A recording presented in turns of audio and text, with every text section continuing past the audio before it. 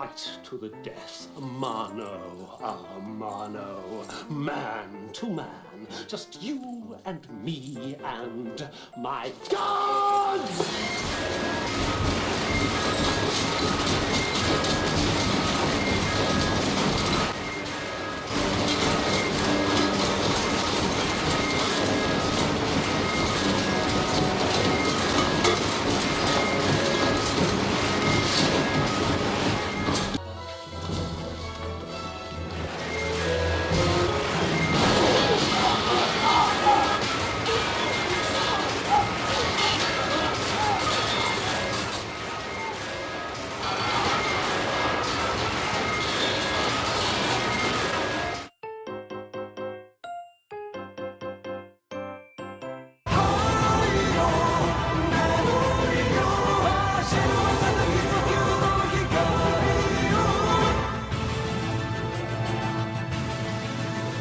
Griffith is a man of no definitions. Whenever I try to put a label or a descriptor on him so that I'm able to make comparisons or evaluations, his goals, his presence, and personality are never quite made definitively clear. There are moments where he seems carefree and kind, while in a heartbeat can bring out a ruthless, frightful persona by just glaring at someone. Defining his swings in attitude is similar to that of a psychopath, a personality disorder where, on an outwardly perspective, one may seem trustworthy or even charismatic, but those behaviors are merely fabricated, mimicking qualities they don't really hold, mainly earnest empathy. They may genuinely seem well-tuned or cunning, all while knowingly manipulating others for their own gain. Obscured morality is justifying or rationalizing of death and sacrifice in order to grant his dream, so that one day there may be a utopia that governs all. Foremost, countless deaths had to ensue.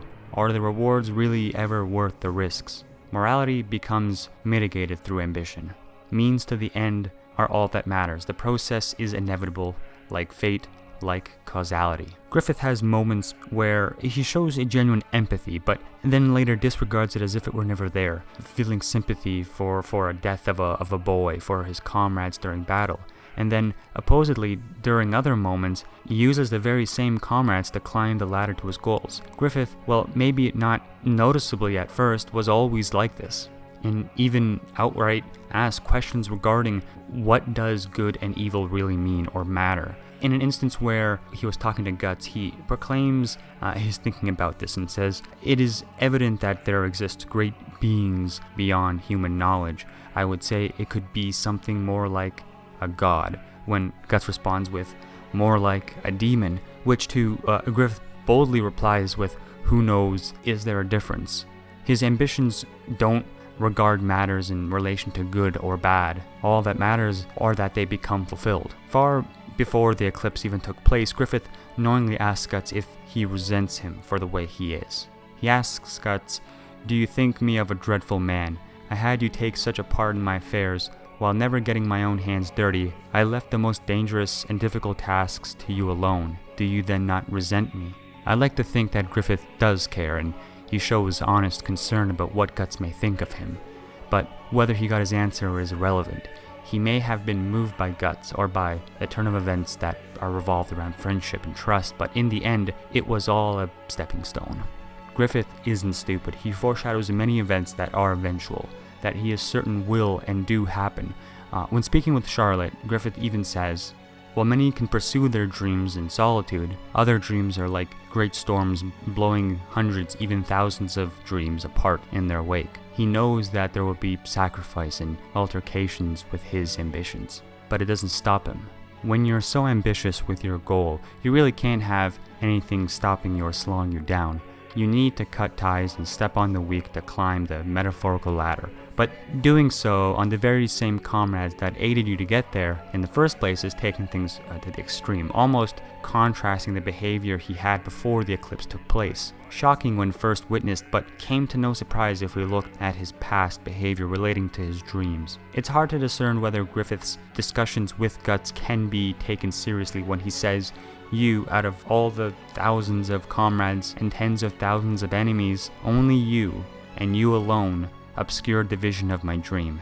Optimistically, we would hope that Griffith already saw Guts in that sort of light, as is equal. But unfortunately, as Griffith continues his speech with Charlotte, he makes spiteful statements that can be indirectly related to Guts when he says, "Some see nothing more than life and death.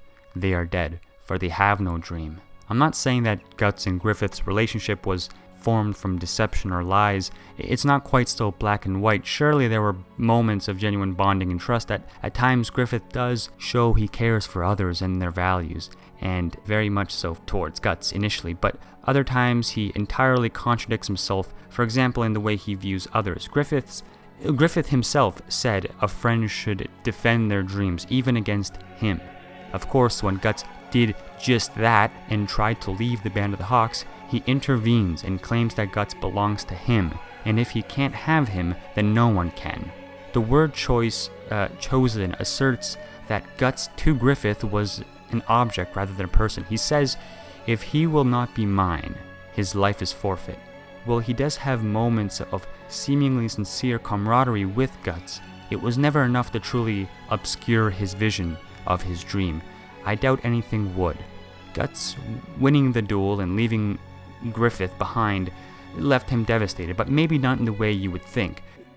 Griffith is shown to view everything and everyone as tools. He states numerous times that he will obtain his kingdom and that Guts must fight for him because he belongs to him, seeing people as resources, cogs turning the gears of his impending accomplishments to advance his process, to be one step closer to his end goal. This isn't just how he sees other people, but it's also how he sees himself as well. Prostituting his own body to fund the Band of the Hawks, his body meant nothing if it means getting closer to his goals. Ideologies like these are dangerous to say the least. In the end, it was made insignificant if his relationship with Guts was sincere, if the old Band of the Hawks was his first initial mercenary group, if the princess was his. What matters is whether it aided him. Any little emotion he may have felt along the way never would be enough to truly rival his dream. And although stating that Guts did obscure his dream, we all saw how that panned out. The philosophy behind ambition being good or bad is a conversation all on its own. Well, temporary or fractional ambition can be observed as healthy. That most certainly doesn't apply in Griffith's case. Ambition is a perpetuating cycle and one that rarely gets fulfilled without upping the ante. Aristotle claims that it's possible to fail in many ways, but it's possible to succeed in only one way. By the same exact measure, man can be bad in many ways, but good only in one. Griffith's dreams were absolute from the moment we first saw him. There is no end to his cycle of ruling, and this is most evident before the eclipse takes place, where Griffith tells Guts about the Bechlet, the egg of the king, and how it prophesies that he who possesses it shall conquer the world in exchange for his flesh and blood. In politics, Aristotle claims that man's ambitions and their greed are among the most profound cases of deliberate acts of injustice, and that their ambitions are rarely pure, in that true ambition calls for sacrifice. Usually the prize is never worth the sacrifice, but the temptation to stop is never fulfilled. True ambition is a harmful, continuous cycle. Griffith is a fascinating character. Like how I mentioned at the very beginning of the video, he has traits that contrast each other, seeming like a different person in different instances. He can be kind and carefree, while ruthless in a moment's notice. This bipolar idea, that sort of divergence of the type of person Griffith is remarkably shown when Griffith becomes Femto. His conflicting personalities and traits, all while remaining the same person, is simply brilliant. When it comes down to it, when Griffith was comparing gods to demons and whether they might be the same thing, he was possibly talking about himself and the menace he knows is inside him. A true wolf in sheep's clothing. Fast forward a little bit and Griffith claims ownership of his newly conquered kingdom, Falconia, after beating Ganishka in the enormous battle that led to the fusing of the physical and astral realms. Griffith will want to be the supreme ruler of the kingdom and perhaps eventually even the world, just like the Behelit prophesied. His ambitions will be his downfall. The very motivating factor of climbing to the top will be this thing that leads him to the eventual collapse down to the bottom. How this happens is possibly at the hands of those who he betrayed and walked on to get there, those like Guts.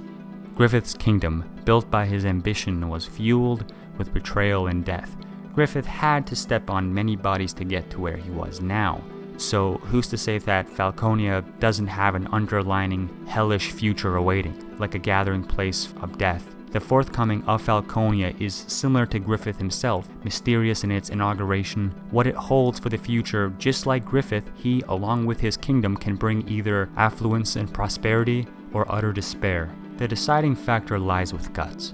Perhaps after Casca returns, and upon realizing Falconia's greatness and flourishing serenity, Guts will reevaluate his decision of revenge. Unlikely, because Guts has seldom ever, even remotely, led up to the idea of killing Griffith. The kind of uncontrollable rage that seems to manifest in himself at the very sight of Griffith says more than enough.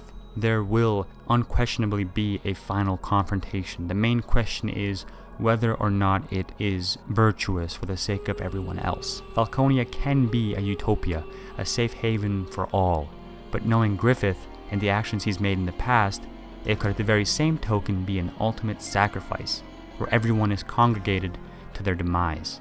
The decision lies with Guts now. What will he do from here on out? Griffith always took everything he wanted. He was a ruler, a leader. The only thing that was out of reach for him now was Guts.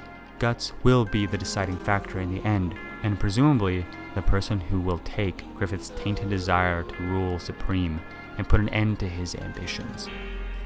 Create